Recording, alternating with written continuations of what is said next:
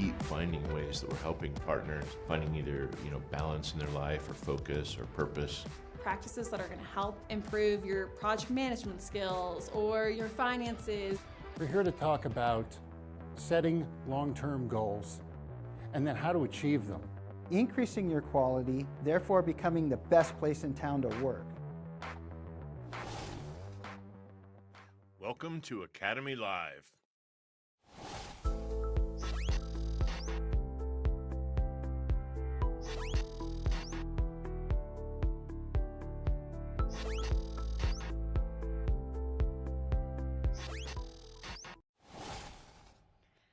Welcome back to another episode of Academy Live. We are so happy to have Robin Harris, Senior Manager of Compliance and Audit from Pax8 on our show today. We are going to be completely focusing on cybersecurity. And you may be wondering, what exactly is cybersecurity? And according to CISA, or the Cybersecurity and Infrastructure Security Agency, cybersecurity is the art of protecting networks, devices, and data from unauthorized access or criminal use, and the practice of ensuring confidentiality, integrity, and the availability of information. Pax8 is committed to staying secure. So let's take a look. Partnering with Pax8 has helped us with our cybersecurity journey, helping us educate our client through the various vendor relationships that they bring in, through the education materials that they provide. The way that the platform has evolved already has helped accelerate our growth by means of just helping us to have a single pane of glass for all the solutions that we would be purchasing anyhow. But it's only gotten better over the last year to 2 years. This is going to be a journey for all of us. Build stronger cybersecurity with Pax8. Visit pax8.com/secure. So much of our lives are now centered around technology. I know I look at my phone first thing in the morning and probably last thing at night. So we have to think about, what are the risks to having poor cybersecurity? What can you do to improve your cybersecurity? And we can't wait to talk to Robin about all these topics today. But before we bring her on, let's take a look at one more video.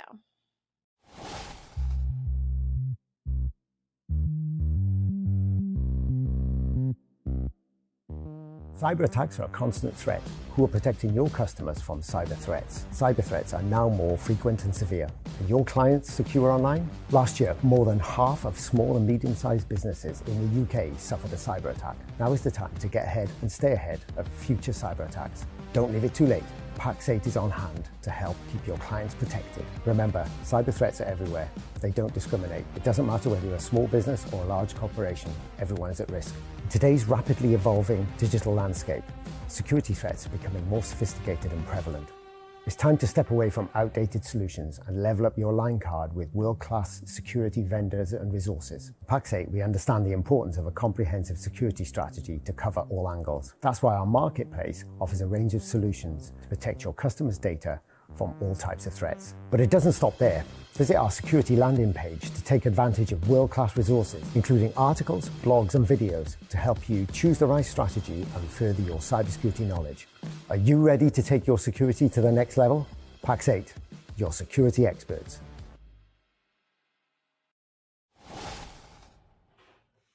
Hey, Robin, welcome to the show. Good to have you here. How are you doing today? I am doing excellent. Thank you for having me. Very glad to hear that. So we're very excited to have you here as the Senior Manager of Compliance and Audit. I've got a couple questions for you. I want to start, though, is give us what we like to call it the humble brag. Tell us a little bit about yourself and your role at Pax8, please. Well, compliance and audit is it's a field that was born out of necessity. And it's sort of like The Beekeeper, but it's not an action film and it's nothing exciting. It's not exciting, but it's very important because we're about protecting our partners, their customers, investors, employees. All of us have so much at stake in terms of the data that we've turned over to companies. Compliance and audit is about making sure the right controls are in place to make sure all the third parties and the internal parties that need to be protected are protected. We protect the company, we protect the partners, we protect employees, and the audit piece of it is our opportunity to demonstrate we do what we say we do, and we do it well. And I started my career accidentally. I started out as a programmer analyst way back in the day when you didn't have a business analyst and you didn't have a developer. They worked separate, they were all smushed together. And I was working for IBM and things were being outsourced. And so my manager says, you need to pivot, go into the project management side of the technologies. So I went into the project management side and I was working on a client's site when Sarbanes-Oxley came in. And they had us do an internal assessment to see if they were ready for the new regulation. And that is how I actually got into compliance. It completely changed my career and set me on a path. I've never looked back. I love this industry and it's always changing. There's just no shortage of work to do. And I feel really honored to be able to play this kind of role and to do something that I know makes a difference. And it's not sexy. It's not sexy. You know, people don't think, ooh, audit and compliance. Ooh, that's so sexy. No, it's not sexy, but it's so necessary. Well, I just want to say, I appreciate the passion that you bring to it. You bring an appreciation for the work that you do. You bring a passion and joy about what you do that I think really stands out. And I think that's really important for this role. Like you said, it's not the glamour, but you appreciate the value of it brings, and you do it very well, and you have a joy about it. So I know one of the questions is talking about, and Bessie, I think I'm stealing some of your thunder here and some of the question here, but talk to us a little bit about, if we may, zero trust. We talk about buzzwords and TLAs and 3-letter acronyms and all that, but do you mind just talking a little bit about zero trust and kind of in your perspective what that means and what it looks like for what you do? Okay.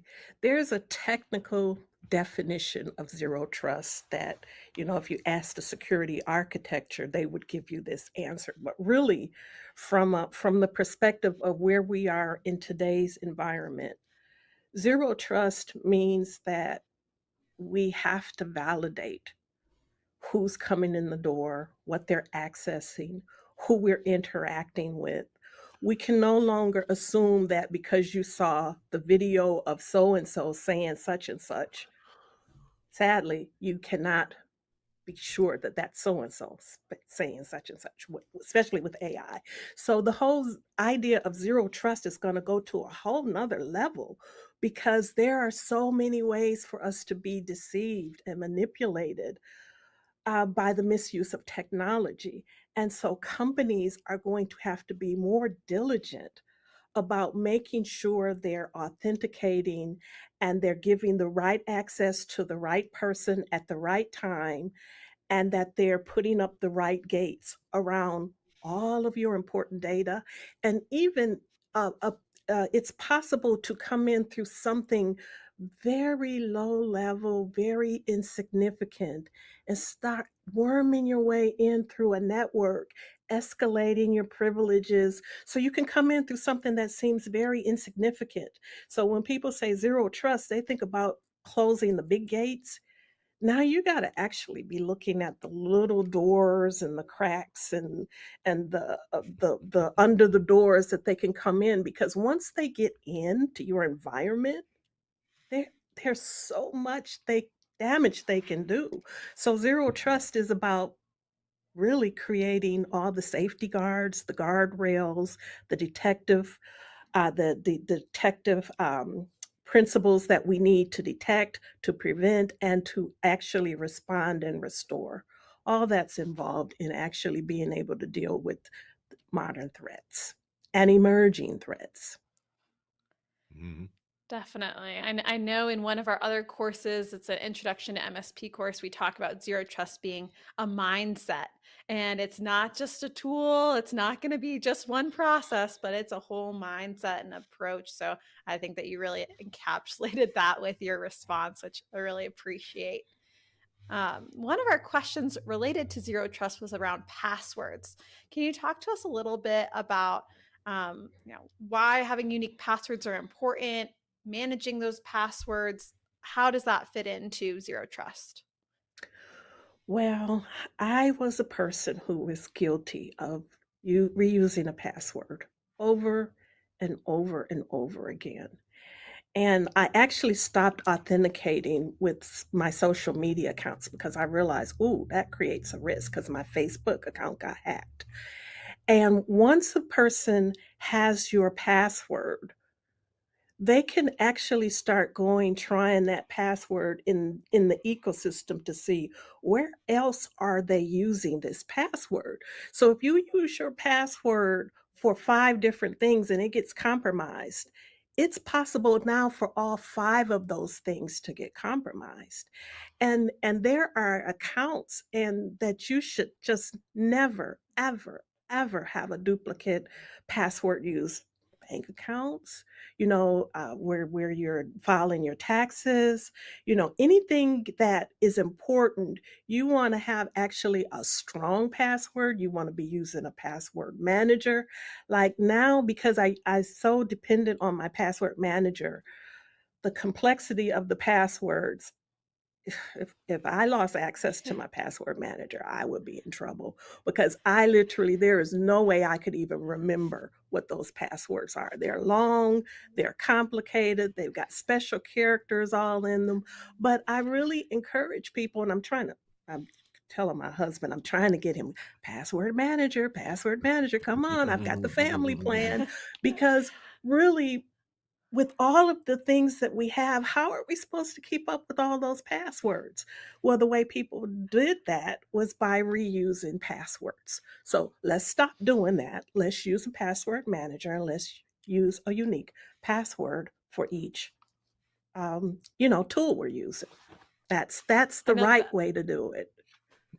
that was a big change for me. My little brother, it was a computer science major. He's a software engineer at different startups now, and that was one of the one things that he made sure that when we were in college, he bought his own, password manager tool and ensured that all of us got on the family plan. We all started using it. I was like, Mhm. until then, I didn't realize I'd been using so many of the same passwords until I went through this process of having the manager and creating those unique passwords. Made it a lot Mhm. easier, but something I didn't realize before that. Yeah.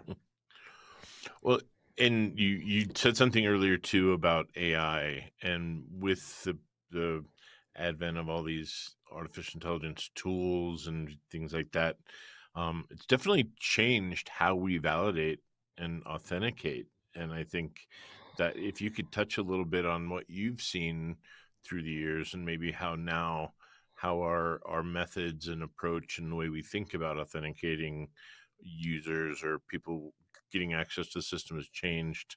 I'd be interested to kind of hear your perspective on that. Well, AI is going to not is going to has changed the way we need to think of when we're dealing with humans because AI has gotten so sophisticated that you might think you're dealing with a human, but you're not dealing with the human, you're dealing with a machine. And we're not going to go sci-fi. I love sci-fi, but it's not sci-fi scary, it's just scary. And so the thing about it is imagine you get a text message from somebody that sounds like your manager and they say, "Oh my God, such and such, I need you to give me my, I can't remember my password or I can't remember how to get into this. And could you just send this to me?" And then you're giving this information out and you think you were talking to your manager, but you weren't. You were talking to something that was artificial that had taken 3 seconds of his voice and got some stuff off of YouTube or whatever, and now you can't tell that you're not dealing with the real person. I don't exactly know, me and my husband were talking about it's like, okay, do we have to have a secret code between us? And I ask you the code word and you give me the code word. So that's not how you know you're talking to me and not to something pretending to be me. It's really getting that sophisticated.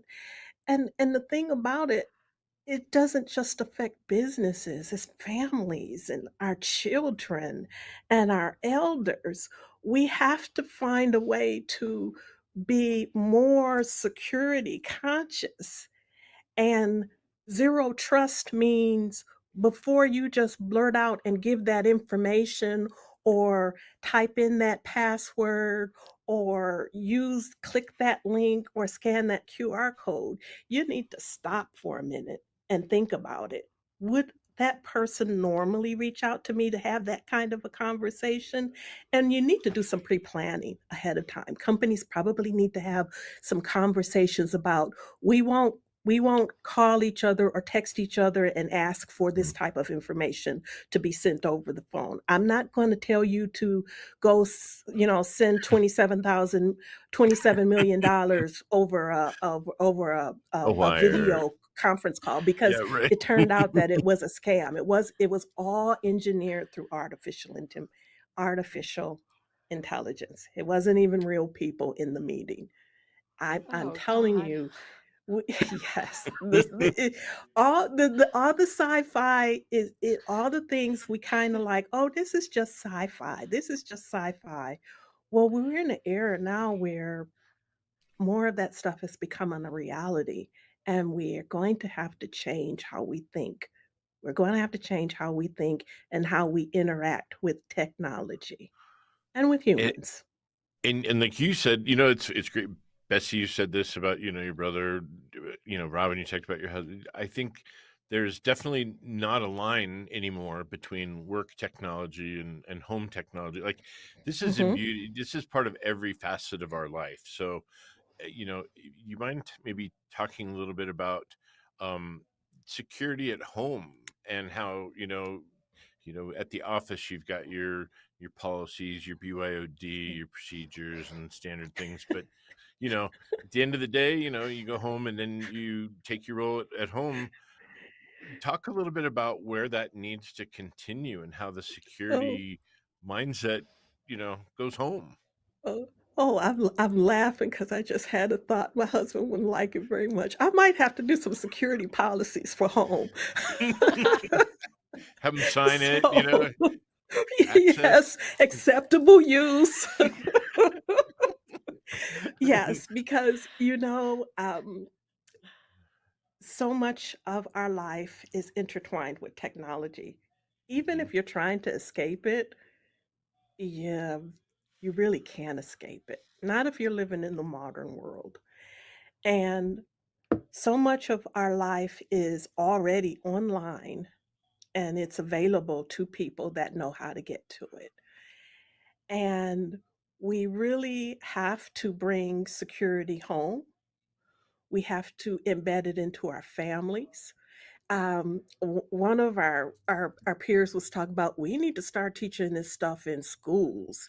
Yes, we need to start educating our young people because they're walking around with these phones and all of this stuff, and it's tracking. It can track. My niece came back and she's like, "Oh, uncle," she's talking to my husband. "Oh, uncle, I can see you're almost home. How do you know I'm almost home?" "Oh, I'm tracking you." Like, okay, give me your phone. I'm gonna get ready to turn that off. It's crazy. And then Mhm. it's got active listening. So it's you gotta be careful when you download an app because now if you don't opt out, you've opted in Mhm. Mhm. automatically. So it's got active listening, so it's always listening to what you're talking about. And they're thinking, oh, we're just going to use it so that we can serve you ads and we can stalk you online. But when the bad guys get hold of this, Yeah. oh my goodness. Oh my Mhm. goodness. Somebody had one of those AI. vacuums. And it Hmm. turns out that the AI vacuum was taking pictures of the house as it's going through. And then they get this thing, these drapes would look better. God. These They're like, cakes oh, right here would look better it's in your living advertisement. room than Yeah. the ones that you have, right? I The was like, vacuum got more oh my, more fashion sense than I do, so right. that's a bad thing in a different area. Yeah, oh my goodness. And on your cars, when you get these new cars, don't offer for data sharing because then they're sending that Mm, information to the insurance companies. And so now they're monitoring your driving without you even realizing it. I, And mm, these are it's just, defaults. It's out there. Just this is just there. And I think most people aren't aware of these settings, the yes, impact, let alone step 2 or 3 about the potential risk, but just the yeah, fact that this is already out there and the it devices is. have It is. this capability of sharing information or tracking or collecting. Oh my God, we overshare. Um, a couple of new smart TVs, name brands, have decided they're going to start taking snapshots of what you're watching on television Hmm. without your permission. mm. And you have to opt out. Why do you need to know what I'm watching on my television? That's not your business. You see, we are actually losing more and more of our privacy, and companies need to be aware of this too because your employees are interacting with the world and bringing things in and taking things out and clicking buttons and getting emails and putting stuff in chat gpt. You got to have some guardrails around this stuff, otherwise your intellectual property could be out in the wild, passwords could be out in the wild. We actually have to rethink what zero trust means in the age of AI. We do. If I may, this I think this is an example of where technology is outpacing our the human side of us to be able to cope with this, and the fact that Yeah. the ability of technology to share and collect and track and send data and information, we're not even thinking about that capability is there, let alone opting in, opting out, and thinking about where to protect ourselves. Mm-hmm. So I want to, if we can, I want to switch gears a little bit and talk about the next kind of segment is thinking about action items. And we talked a Mm-hmm. little bit about this coming in the show about like checklists and opportunities. I'd love to kind of start thinking about or having a conversation or getting your thoughts on what can we do, what should we be doing, not just Mm-hmm. what should businesses or people at home be thinking about, but what are some Mm-hmm. takeaways, some action items that people should be looking into and making changes in their lives and in their businesses?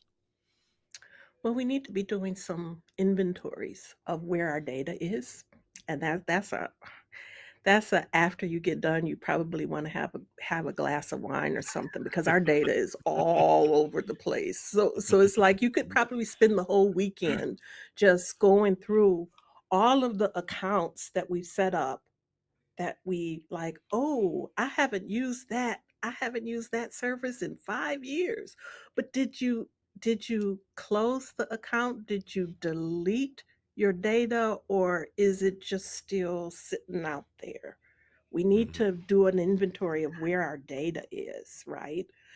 And that's a Look, big, convoluted job, which means Yeah. that we need to start tracking. When we sign up for something, we need to be tracking that I signed Mm, up for this and this is the password, and this is where password manager really comes in handy, mhm. because you can go back and look and see all the things you've signed up for that you're not using anymore.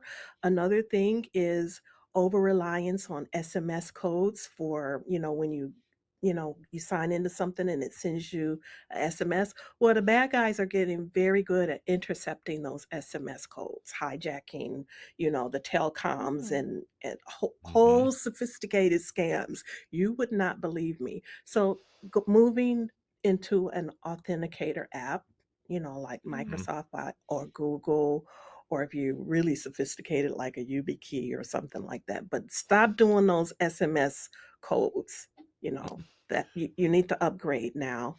So that's one of the changes.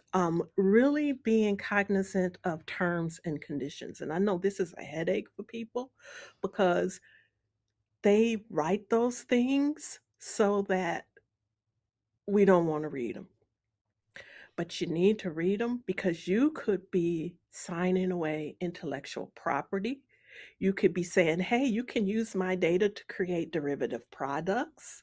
You can use my data in your LLMs so that now my competitors have it and can compete and can create competing products. So, really, I know it's not fun, but when we go signing up for things and it has that little checkbox that says you agree to the terms and conditions, yeah, you need to look through them. I know that's not fun, but you need to look through them because you need to know what you're signing up for. And you want to be careful for companies that say, hey, we know you signed up for these terms and conditions, but we can change them anytime we want and we don't have to notify you. You're going to have to come out here and check to see if we change something. That's not a company that's operating on the up and up, because when companies make significant changes to their terms, they need to be emailing you say, hey, we made some changes to our terms and conditions. You might want to go check them out to see if you still want to do business with us. And if a company doesn't give you that opportunity, you got to wonder how ethical they are, right? So That's giving me a those lot are to think about because I definitely just, I'm like, oh, yep, accept. Or I get the email Yep. saying we've updated it and I'm like, oh, delete. But maybe my first thought was maybe should I use like CoPilot to kind of summarize that for me? Or is it really I need to like read word for word to know what I'm signing to or agreeing to? That's a good task for Copilot. That is a Okay, good that's what I task would because you're think. putting in their data, not your data, right? Yeah. You're copying in the terms and conditions and say, summarize. And we're looking at tools that actually will help us do that. I want to understand Mm. what they're doing with my data, even with Mm. companies. I want to understand what your DRBC protocols are. I want to know, do you back up the data and what's so you can actually have your checklist, put the things in there and ask the prompting. And I use Copilot. I use Copilot to summarize. Okay, tell me show me this area and this area and this area of the contract. I'm looking for privacy statements. I'm looking for use of AI. I'm looking for use of what they're doing with my data. Is it staying? What countries my data is going into? So you can actually use Copilot to help you analyze some of that data. But of course, if you're on a personal level, you might want to use ChatGPT for something like that. But you still have to Awesome. validate. Yeah, that makes a lot of sense. Another thing that was on the checklist we wanted to ask you about was identity theft services. So companies that will kind of check for you in the dark web if your password's been exposed and things like that. Are those worth looking into? What are your thoughts on those? My thoughts are, it's like insurance. It's like health insurance. It's like car insurance. It's like house insurance. In today's world, if your identity is worth anything to you or to your family, you need to protect it. And just plan on spending a couple of $100s a year and using those services, because I kid you not, companies, if they don't have to notify you of a breach, the only way you're going to find out is through one of these services. And I've had very sensitive data exposed from a breach, and the company never ever contacted me. Wow. That's a lot. I've gotten the letter in the mail before where they've said that your data's exposed and it's very frightening. So I've gotten that they've I've signed up for free, or the company has enrolled me and said, hey, the first year's free. We're going to track to make sure, see if anything happens. But I need to keep going with it because that is very important to do. Well, here's the And thing. I was going to say, your social security number never changes. So once your social security number is compromised, if it's a credit card, fine, just reissue another credit card. But if your social security number is compromised and put out there in the dark web, monitoring for a year is not going to be enough. Mhm. You're going to Yeah. have to monitor forever, as long as you're alive. What about like payment, portals and methods and things like that? To PayPal, for Uh, example. What is it? I love PayPal, but you gotta, I've got my PayPal connected to so many things. I'm an online shopper. I'm like the laziest person to go someplace and whip out a card. So I do probably about 75% of what I buy is online, and I love PayPal. But here's what I discovered. When you close something and you delete something, your PayPal account is still connected to that SaaS, right? That service. And if that service gets compromised or somebody decides, yeah, I'm going to go turn this back on, they can actually activate a purchase because your account is still authorized within. So you have to manually go into PayPal, and it's a pain in the butt, and go in. I did not know it. And I've been dealing with PayPal for years. It was like a list. I kid you not. That list was so long. I was like, are you kidding me? How many pages of stuff do I have to you know, disconnect from Hmm. PayPal? It was just pages and pages and pages, like stuff I Wow. hadn't been in like 10 years. I don't know if it was Oh, 10 wow. But years, that's but it was years. but I think Yeah. that's you said take inventory. To me, that sounds like a huge step.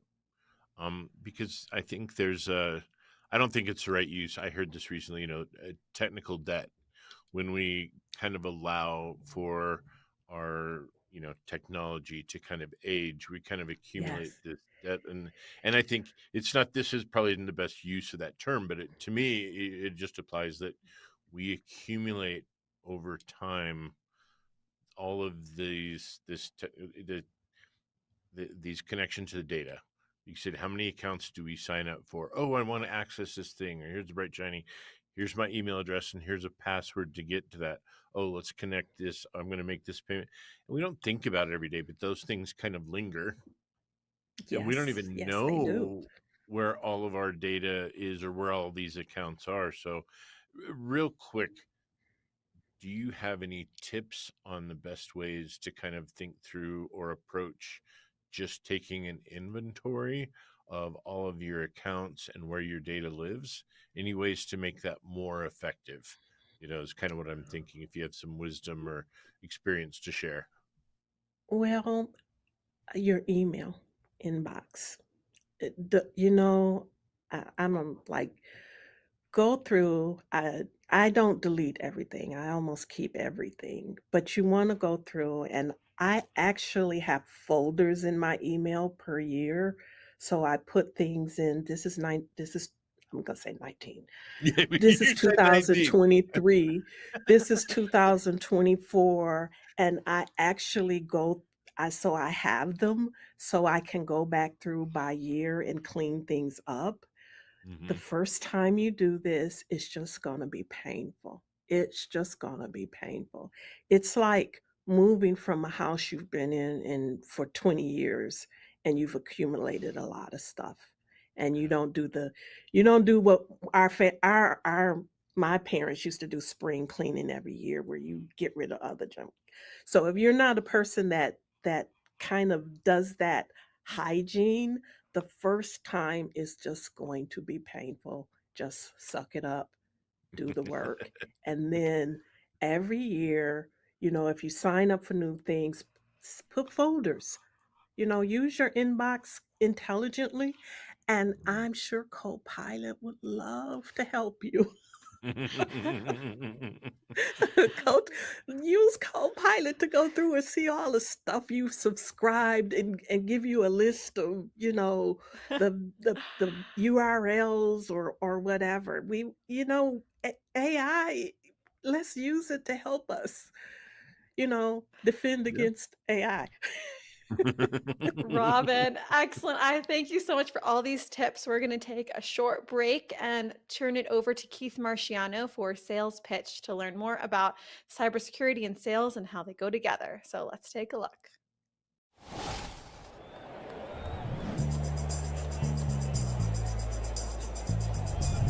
Play ball! Hi, Keith Marciano, Senior Executive Coach from Pax8 Academy, and welcome to another sales pitch segment as we continue to discuss selling cybersecurity solutions in Cybersecurity Month. So, I'm in the luxurious Pax8 studios today, and I've got some props here. Baseball bats. I remember playing baseball when I was a kid. I was about 10 years old, and I'll never forget this. An opposing pitcher threw a pitch, and it got away from him, and I couldn't get out of the way. The ball hit me square in the nose. Ow! Yep. Blood everywhere. I mean, take a look at my nose. It's big for a reason. This impacted how comfortable I was in the batter's box. My swing was delayed, and the ramifications were my batting average suffered. Now, let's think about your prospect or your client that has been hit by a cyber incident. They're experiencing an uneasy feeling and worrying that their business might not be the same. How about the prospect or the client that's never been hit by a cyber incident? They're going to be comfortable, right? They have that it's not going to happen to me feeling. So before jumping into the batter's box with our buyer, first it's important to understand how they make money and how they lose money. What systems run their business to improve profits?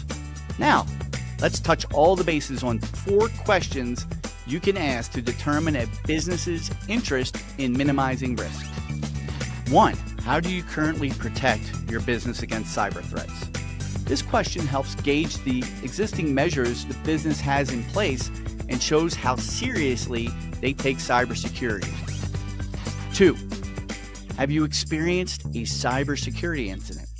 If so, how did you handle it? Understanding past incidents can provide insight into their preparedness and response strategies. It also indicates whether they have learned and adapted their security measures from previous experiences. 3. What type of sensitive data do you store and process? Knowing the kind of data the business handles can help assess their risk level. Businesses dealing with personal customer information, financial records, or intellectual property should have robust security protocols. This ties back to the systems that run their business and how they improve their revenues and profits. 4. How do you ensure that employees follow cybersecurity best practices? Employee behavior is a critical component of strong cybersecurity posture. This question can highlight the importance placed on employee training and cybersecurity awareness programs, as well as compliance with security policies. What you're trying to do here is ask great questions to see if the buyer has been hit in the nose by a fastball before and how much did it hurt. Asking these questions will not only help you understand the prospect's current cybersecurity stance, but also open up a dialogue about potential improvements and solutions you can offer. So you're going to want to go into Pax8 Academy and into the Results Selling Framework Hub to see my podcast around cybersecurity and the in-depth discussion I had with Matt Lee and another one I had with one of my partners, Mike Jafrida, for a more in-depth look at this topic. What you're trying to do is ask great questions to see if your buyer got hit in the nose by a fastball before and how much did it hurt. Asking these questions will not only help you understand the prospect's current cybersecurity stance, but open up a dialogue about potential improvements and solutions you can offer.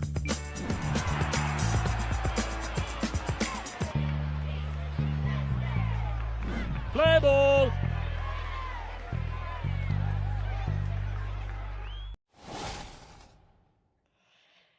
Thank you, Keith, for that great sales pitch. I think we all are learning so much from every sales pitch that you do every week. So thank you so much for continuing to do them and to tie in especially cybersecurity, because it's Cybersecurity Awareness Month. That's the theme of our show. So thanks so much, Keith. Before we jump into our next topic, which is going to be about some resources that Robin suggested that we all take a look at, Robin, you reminded me when you're talking about the PayPal accounts and how you have to unattach them if you're deleting an account. Really going through and just deleting doesn't always do the trick. You have to go through and be intentionally closing your accounts. This reminded me of a story from when I was first dating my fiance. We were, made it official boyfriend, girlfriend. He's deleted his apps, and one of his friends texted him a screenshot and said, "I saw you're available still for dates on the apps." And you have to go in and actually close your account. You can't just delete the app. You have to close your account. And it just really reminded me that it affects every part of our lives, not our personal lives, our work lives, but going through, and it'll help save you a lot of drama if you go through and close the accounts, not just delete the apps. Good thing that came from a friend. I mean, that could Yeah, exactly.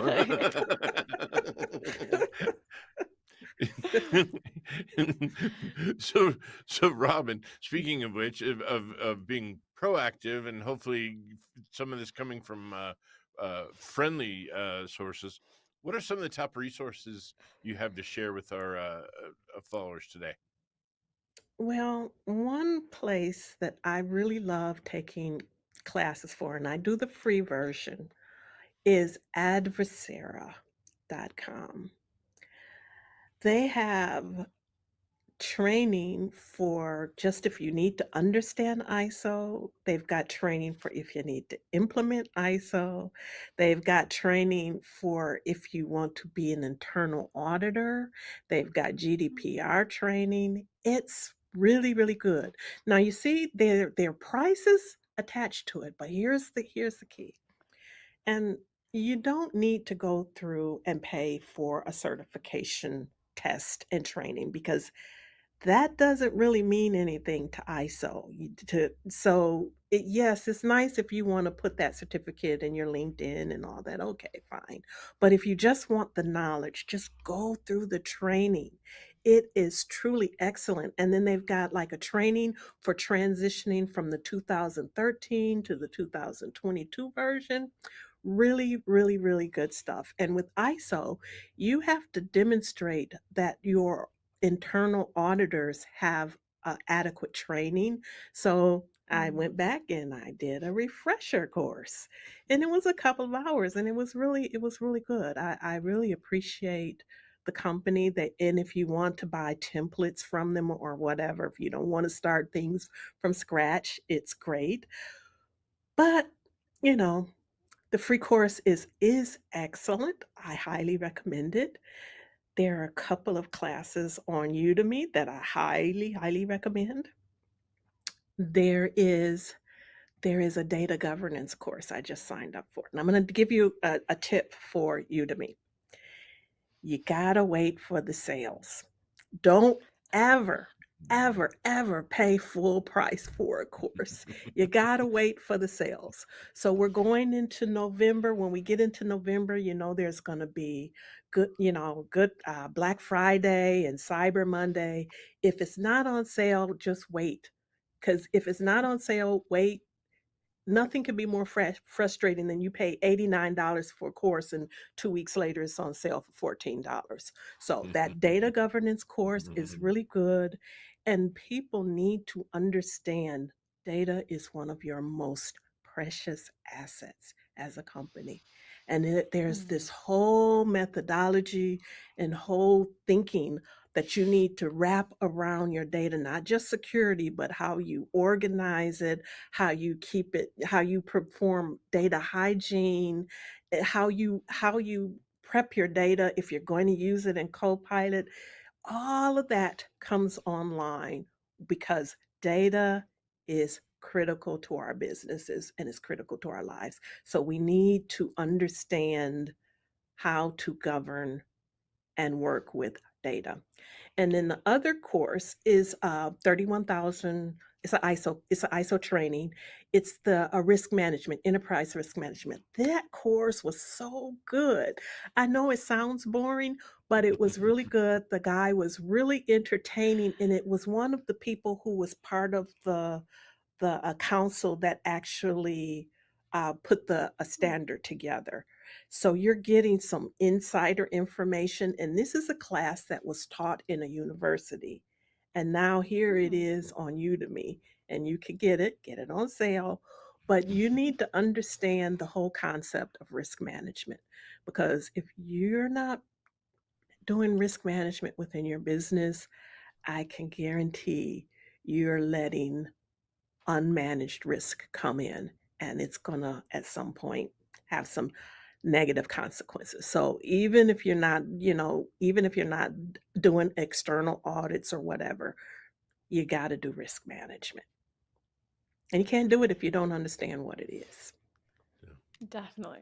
We have an academy instructor-led course on risk management starting next month. So if anyone wants that live instruction, it's That's going to be top. fabulous. Yes, really excited. Chris Johnson from CompTIA is going to be the one who's the instructor. So we're really excited to have that course because, as you said, it's so important to think about risk management and making sure that you're taking action on it. So thank you for sharing those resources, Robin. Our last, one of our last segments, got two more. One is about auditing. Now, you've talked about that auditing is part of your role. It's not the most sexy part of cybersecurity, maybe, but can you talk to us a little bit about audits and what should companies be auditing? What should they, if they are to be audited by another company, another agency, what should they expect?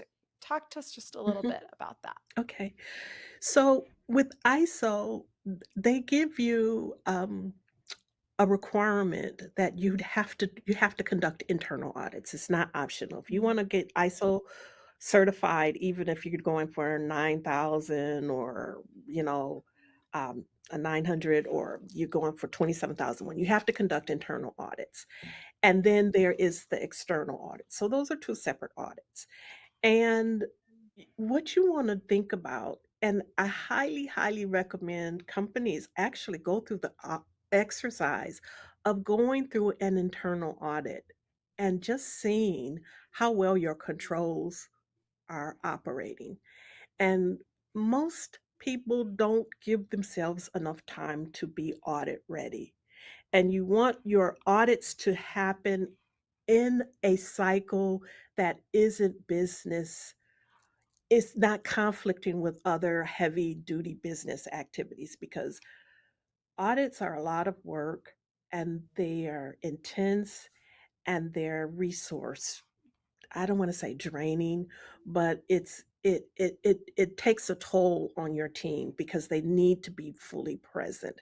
And if you schedule an audit during the same cycle as you've got some big project or something going on that's pulling the resources, that's just the absolute wrong time. You want to carve out like you want to carve out a good quarter for an external audit, and you want to carve out a good quarter for an internal audit. So I'm talking about a 6-month period. Now, you can be more flexible with the internal, but when you get to the external, you really, really, really want to have that happen at the right time, because once you start that cycle, if you're going for an external, it happens that year every time of the year. So ours is in Q4. So Q4 of every year, it's an audit cycle. It's an audit cycle. Now, we specifically chose that season because in Q4, things start slowing down a little bit. And also because of the holiday in the US, the holiday comes where people can recover. We get 2 holiday breaks for people to recover from an audit. We get the Thanksgiving holiday break and then the December holiday break, because we're really taxing people because they still have their normal jobs to do. Nothing stops because you're going through an audit. You're going through an audit, the world doesn't stop. So that's work on top of operational activities. So we want to be really sensitive because there's something called audit fatigue. It can happen. I've seen it.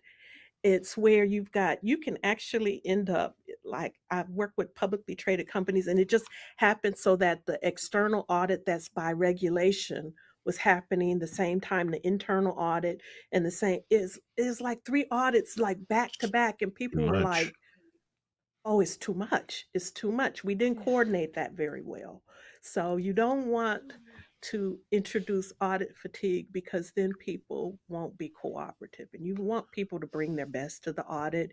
You want them to play full out and to really be full participants in the process, because you will learn so much coming out of an audit that you'll see where you have gaps. You'll see things that the auditors won't see. Even if you go through an external audit, you'll see some things like, oh, we could do that better. We need to do that better. Or that's a gap we need to close. Or this is a process that needs updating. Or this is a process that doesn't even make any sense anymore. Why are we still doing it? So, Well, audits. and something else about audits, I think, is, if you are the one, if you're doing a self audit, I think you're moving, because I think audit, just the nature of it, there's a level of stress because there's things like a sense of scrutiny, right? There's a sense of criticism or criticality to it. And I think trying to do self-assessment and self-audit to start to get familiar, take some of that pressure off, and also to understand the why behind it. The purpose Mhm. isn't to be, and I think we think of audits and we think of punitive nature and we think of fines and people failing audits, but I think honestly that the bigger picture is these are meant to identify gaps and to be proactive rather than like punitive and looking back and you didn't do Mhm. something. It's more of, okay, what can be done to help move forward, to reduce risk, to prevent something worse, or to, there's, I think there's a much more positive connotation to audits than what we really associate. And I think doing that or being prepared and going in with a mindset of understanding that can reduce some of the stress behind it. Would you agree with that? Both an internal and an external audit. The internal audits, you can be, we call it the friendly audits. And we're Yeah. here, we conduct the internal audits. This is a crazy analogy. People talk about, okay, we're going to open the kimono. Yeah. And we're going to let you see it all. And that's good, because we're still part of the company. We're here to help the company level up and get better and better and better. But Yeah. even with an external auditor, they're not there to, they're not your enemy. You're actually paying them to come in and show you where you have some opportunities for improvement, where you can do things better, and they actually really partner with you, but they're not going to sugarcoat. They're not going to call something good that's bad. They're going to be Yeah. very honest. They're professionals, but they're not the enemy. Now, here's where that things can change is when you get audited by like a client, like Mhm. or a government agency or something like that. Now that's kind of different, because they're not coming in as a partner, and they're not coming in to be collaborative. Their interest is completely different. But when you do your internal and external audits right, you don't have to be concerned about if your clients were to come in and if they had those types of rights. And there are companies that give clients audit rights. So, but yeah, it's collaborative. It's a partnership. We're not the enemy, and we love it when our internal business partners come and say, "Hey, I think we may have a gap. Can you come and look at this and evaluate it from a compliance perspective and see if you can make some recommendations?" We love that. Yeah. We're working together. We're not enemies. And even like I say, the external auditors, you're paying them. They're not your enemy, but they are going to be honest. And if something's off or something's not working correctly, they'll be very nice and tell you. Robin, we only have a few minutes left, so I want to get to our last segment, which is about Okay. scams. Can you tell us about this Amazon mushroom book scam and tell us what Oh happened with my this? God. Oh my God. AI. AI. Oh my goodness.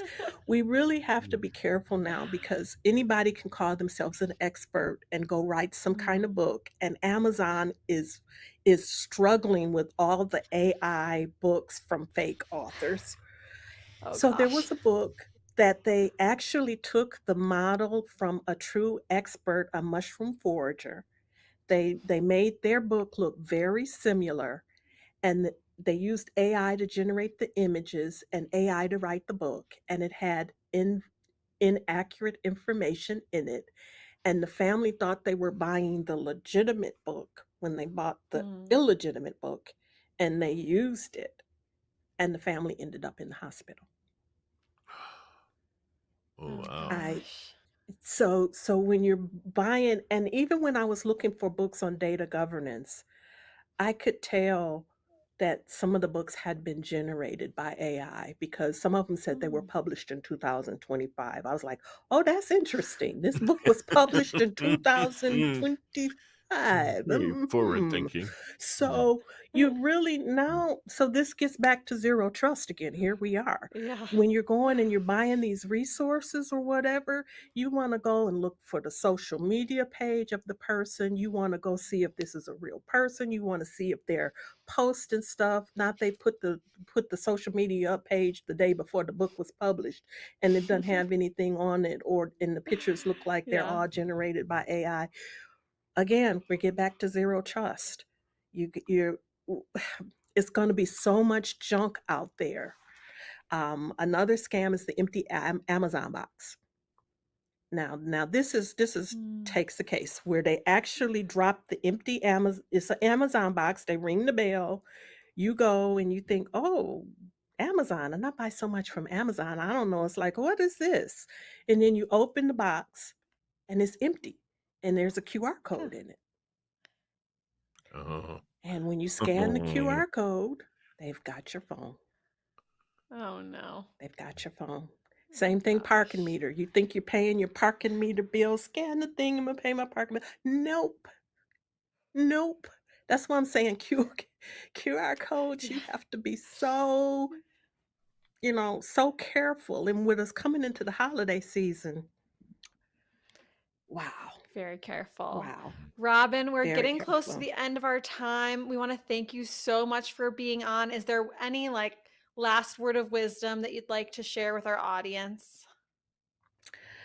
Well, one last thing is don't do things in a hurry, especially when Mm. you're talking about technology. Don't be in a hurry to click the button. Don't be in a hurry to put your credit card in the. Just take a pause for a minute and really evaluate. Do I know this party? Is this who I think they are? Can I trust them? We're in such a big hurry. We're coming into the season, and let's just slow down just a little bit. Slow down and be safer. Thank you so much, Robin, for being on the show. We're going to wrap up with final thoughts.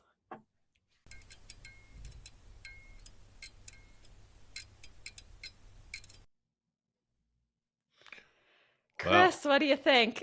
That was I love that, like you said, with Robin, and kind of that passion and the joy about it. It's, there's a side of that that's not always like glamorous, but just the appreciation for it. I think what really struck me kind of looking back on this was ever diligent, and it's almost unfortunate. I think about all the bad things, the technologies, most of what we have come up with, and AI really is intended for good, but the power that allows the technology to be effective for good, unfortunately, usually can also be used for bad. And so, I think for me, just that constant reminder to be aware and diligent. Like Robin said at the end, don't do things in a hurry. Relax and be thought. And I think we just always have to be thoughtful, and for that trust but verify, and kind of take that kind of a bit of more of a defensive posture, arms later, validator. Is that really what it is? Does it look like that? Does this make sense? Do I need to respond to this in a way that I would maybe about a reaction to make sure that we're not responding out of emotion or fear or in a hurry and not really processing through it? So diligence and awareness, I think, are key going into maintaining a mindset. How about you? What stood out? Yeah, I think just as technology is in every part of our life, cybersecurity also needs to be. It's something we've been talking about this whole show. We're talking about before it, but that diligence, Chris, that piece really spoke to me because at work, how can you make sure your internal company as an MSP is having a lot of cybersecurity measures? How are you talking to your clients, your end users about their cybersecurity and being aware and using the slam method when they're looking at their emails looking for spam, and at home with your children or your elders, and making sure that they're aware of different scams and different ways that they could be taken advantage of. I know it feels really overwhelming, but hopefully you got a lot out of this episode, and there's a few things that you can do to stay defensible and more secure. So thank you everyone so much for watching. Be sure to check us out next week. Our guest will be Lisa Aaron, and she'll be talking all about driving your career. So make sure to tune in. Remember, we are live every Tuesday at 2 p.m. Mountain Time and on demand always. So don't forget to like and subscribe to our YouTube channel. Chris, let's close this out. Ask yourself, what are you going to do differently for your business tomorrow? Thanks everybody for tuning in. Have a great day.